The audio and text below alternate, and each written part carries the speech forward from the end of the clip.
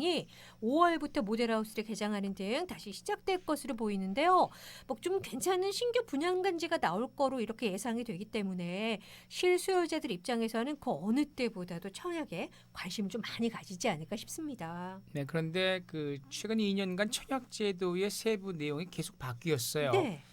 청약 시장도 희비가 엇갈리고 있는 판세인데 변경된 내용을 제대로 이해하지 못해서 부적격 당첨자로 당첨이 취소가 되는 사례도 발생을 했고요. 네. 그래서 오늘은 바뀐 청약 제도에서 주의해야 할 점을 살펴보는 시간 갖도록 하겠습니다.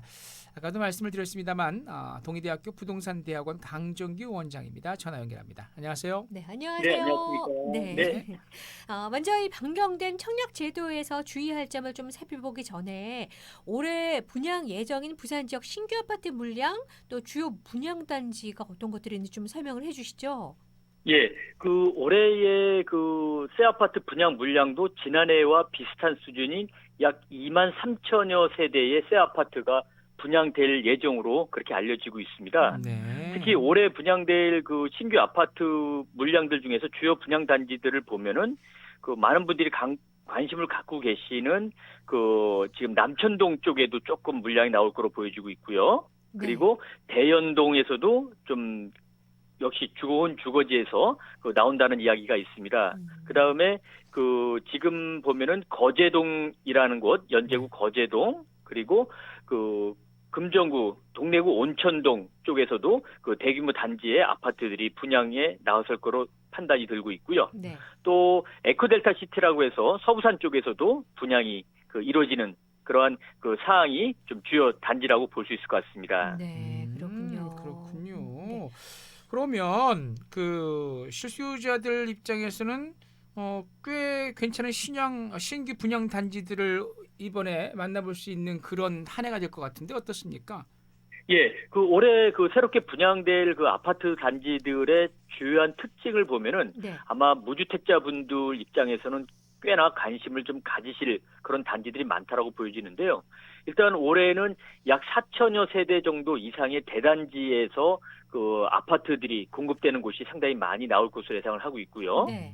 또 그 도심 지역 주요 곳곳에 재개발 또는 재건축 사업을 하고 난 이후에 그 헌 집들을 조합원들한테 새 아파트를 대신해서 주고 남은 그 새 아파트 분양 물량이 올해 좋은 곳에서 많이 나올 것으로 보여지고 있습니다. 네. 또한 앞서 말씀드린 바와 같이 우리 부산 지역 제3기 신도시라고 할 수 있는 에코델타 시티, 우리 서부산 쪽의 공항 인근인데요.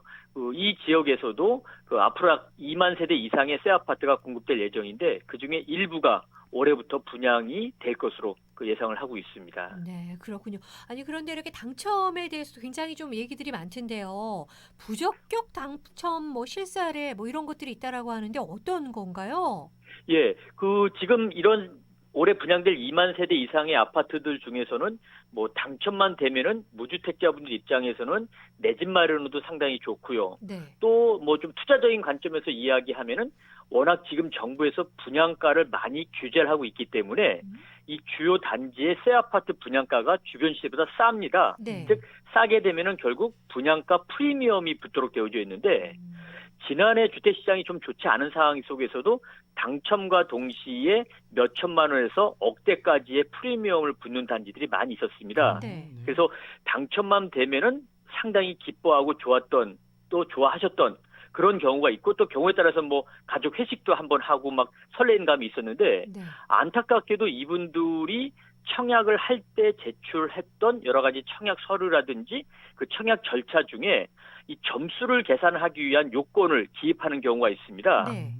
그런데 이 기준을 잘못 이해하고 기입을 하다 보니까는 당첨이 됐는데도 불구하고 나중에 서류를 확인해 보니까는 당첨이 취소되는 경우가 아이고. 10명의 당첨자 중에서 3명 정도가 최대로 나오더라. 네. 그리고 평균 10명 중에 1명 내지 2명이 취소가 되더라. 이런 경우가 나오고 있습니다. 네. 그래서 이분들은 당첨이 돼서 몇 천만에서 몇 억까지의 프리미엄도 얻고 좋은 내 집에 가졌다라고 기뻐하셨는데 나중에 서류를 확인해 보니까는 청약이 취소가 되는 이런 경우도 많이 나오고 있는 상황입니다. 따라서 좀 철저한 지금 말씀드릴 이런 내용에 대해서 좀 확인을 할 필요가 있지 않겠나 생각을 하고 있습니다. 네, 실제 사례를 하나 이렇게 예를 들어서, 들어서 말씀해 주시면 쉬울 것 같은데요.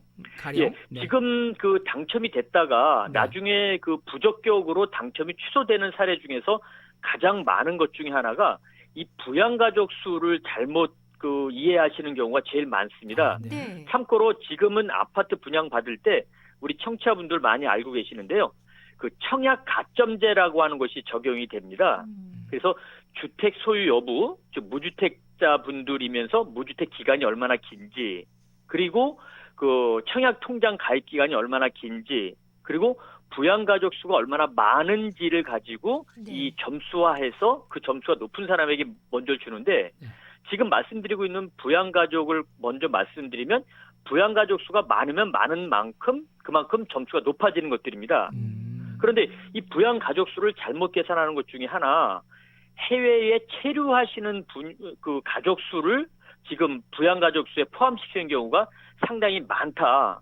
이렇게 좀 얘기를 좀 하고 있습니다. 네. 그래서 지금 그 군대를 가는 자녀를 제외하고는 장기 해외 여행이나 유학 이런 경우인 경우, 또는 그 요양시설에 장기 입원하는 부양가족의 경우에는 그 부양가족 수에 포함시키지 않다.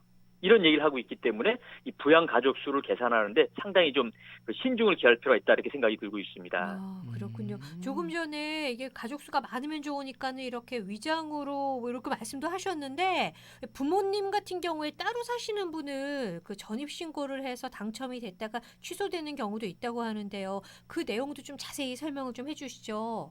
예, 지금 그 여러 가지 뭐 청약에 대한 그 부적격 사례가 나오고 있다고 말씀을 드렸는데, 네. 그 지금 부양가족 수에 대한 점수가 높기 때문에 이 부양가족 수를 지금 뭐 잘못 계산하신 분도 계시지만, 지금 말씀하셨던 것처럼 조금 편법으로 이용하기 위해서 위장 전입을 하는 사례도 많이 지금 발각이 되고 있고, 네. 그로 인해서 지금 당첨이 취소되는 경우도 많다. 그래서 지금 현재 정부에서는 그 지금 여러 가지 그 조치 등을 통해서 그 위장 전입을 하는 것을 거의 다 찾아내고 있는 상황이다. 그리고 당장은 아니지만 일정 기간 이후에도 위장 전입 사례가 발견이 돼서 그 당첨이 취소되는 경우도 상당히 많다. 이렇게 좀 보여지고 있습니다.